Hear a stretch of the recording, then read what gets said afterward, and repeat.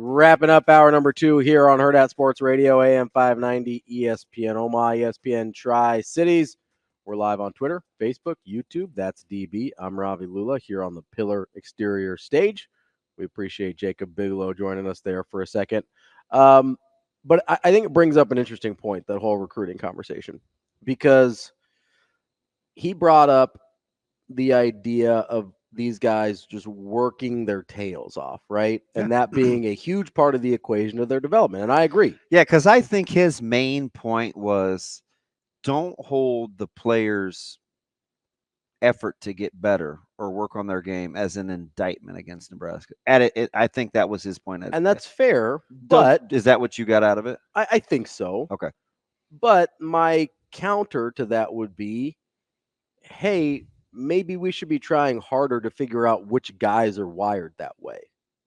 Because if you see having a recruiting profile, yeah, like we hear about with Nebraska football, where they're trying to find guys that are built a certain type of way, not just physically, but mentally as well, to be able to handle the rigor, to be able to do what they're told and not need their hand held and all these other things, right?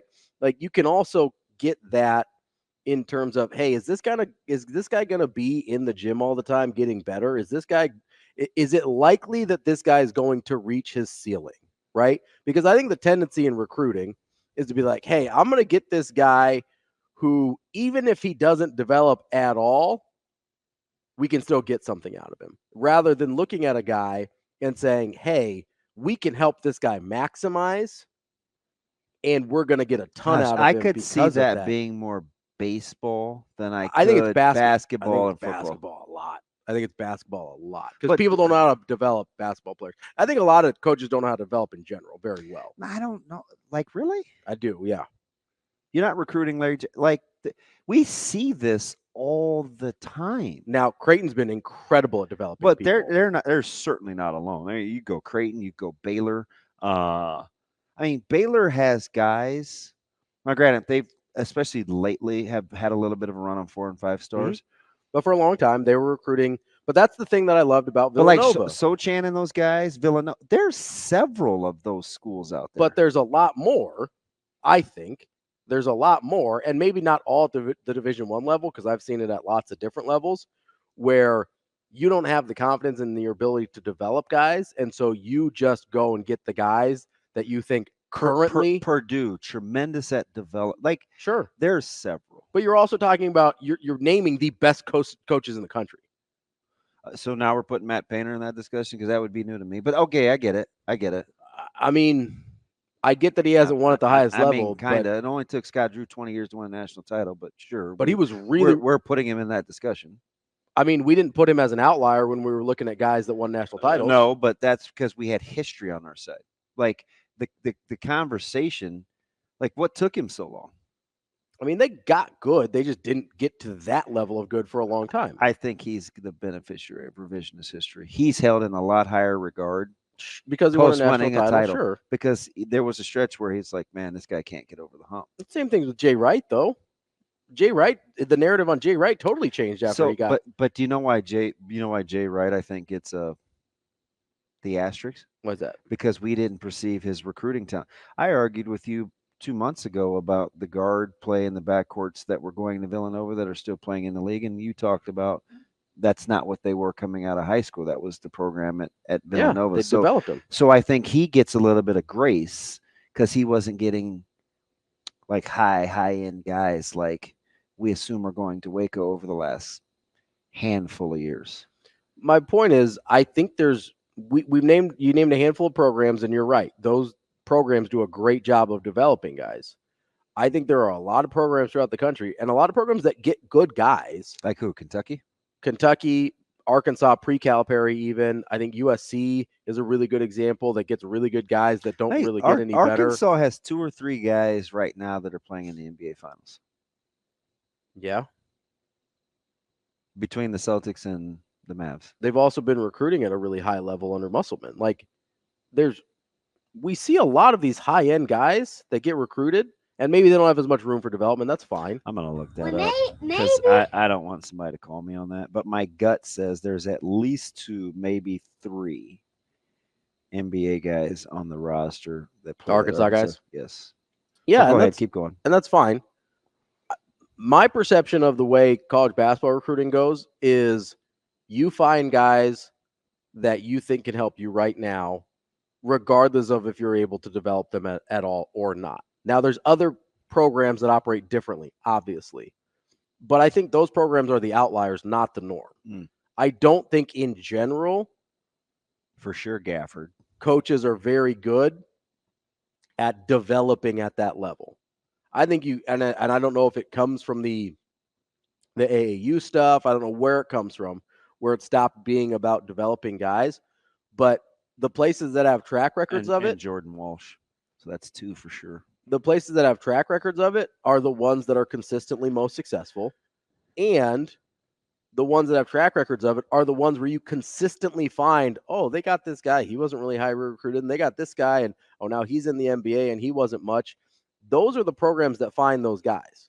So I don't want to let You mean that have that adhere to their recruiting profile, right? yeah. Like the okay, because I'm with you there. I definitely think there's something to that, which is why, not the reason, but another one of the reasons why I like Coach Rule. Like there's specific types of kids he's recruiting, which is why I never got into the well, he's not this star, or Guthrie wasn't offered by this guy, or and everybody they had all these jokes, right? Mm-hmm. See, it's not cute now. That's why I love watching people make these definitive statements real time going through like the recruiting process or when we're valuing something because it's well nobody else is offering these guys and oh we're making this as a reach and he doesn't have these offers and oh why is Nebraska his best offer now and I'm just thinking guys it doesn't really matter kind of what we think if you're confident just stop me if you hadn't heard me tell this story before Mm-hmm. if you're confident in your recruiting evals and you're good at developing it doesn't matter what everybody else thinks so you have to wait for to see if that pans out or not and we said and I specifically you were like well we'll see if that risk pays off right do you know that much more than everybody else are you that good at what you do? Like we're willing to let that play And I'm out. not saying they don't, No, but I we know, I do know, no, have to I see know. it. We're yeah, that's fair, Yeah. right? Like we're willing to let that play out. So we'll see if he's crazy like a fox or he's just Just crazy. crazy. But at the end of the day, I do think there's a persona or a profile of the mental makeup that Which is the he's part we don't talk about. which is the part that he's looking for, which is music to my ears because and you're around me so much this isn't new to you but talent is the last thing that I talk about whether I'm talking about high school guys whether I'm talking about college Mm-hmm. guys or even in the pros where everybody has a minimum baseline of talent I always talk about how they're wired And I think in college they have to have a minimum baseline of talent too, right? yeah But it's just a lot more variance right, there's more variance because there's different levels of college and stuff, right? I'm always going to look for guys yeah somebody asked me the other day just yesterday about outside linebacker, Kansas City. Merritt. Oh, Dawson. Um, live streaming recruiting visit. Mm-hmm. And I said, and I was honest, right? And I want him to come to the University of Nebraska. So hear my heart, but we can have multiple truths at once, right? I'm going to go Monica McNutt on you. A couple things can be true at Mm-hmm. once. Like I can want him to come to Nebraska, and that can also be a red flag for me. A thing that you don't love. Yeah, Yeah. I don't love it. I didn't love the fact that his dad is a defensive backs coach for the Kansas City Chiefs. He's having Twitter conversations with People that aren't on his team. that aren't on his team. Yeah. From the Cincinnati Bengals, who you're kind of developing this little budding rivalry with over something you easily could have over text. Mm-hmm. Why?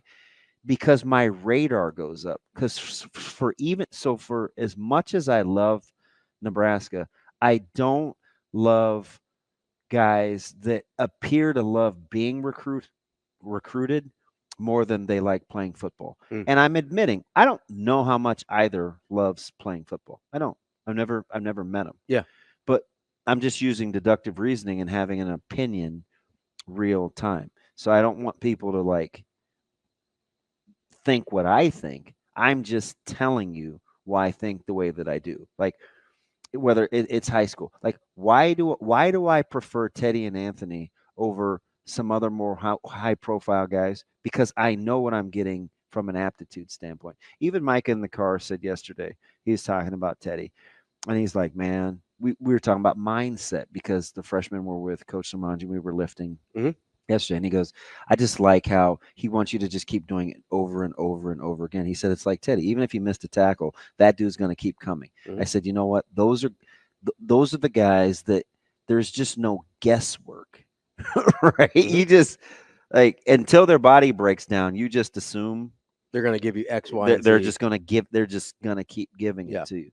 Versus, you know, a high end guy that may tap out because he didn't like the way he got tackled early in the game, and he doesn't play for his coach the rest of the 3 quarters. Yeah. Right. Like I don't want that guy. Right. And I'll never take that guy. Because even if he's a 10, if you only get him for half a quarter, what good does it do you? Or if he's going to act like a 2 because he's been a baby because the game isn't going the way he wants to. Yeah. I see it all the time. And I just can't mess with those guys, right? So it's like that's why I'm willing to hang in there over somebody that I think is just going to just show up every day. Because 90% of your competition and your 80%, they won't. So they won't. They're going to find something else different to do. They'll quit. They'll go to another school, or they just won't be the best versions of themselves. That's like 3 out of 5 people you come in contact with. They won't hang in there. So be that guy, and you already have an advantage, regardless of your talent level. That's just my personal. So if you can identify that guy, but that's why the recruiting profile matters, right? Which is what we probably ought to stay with. We've got Mike Schaefer coming up next. Speaking of recruiting, here on Hurrdat Sports Radio.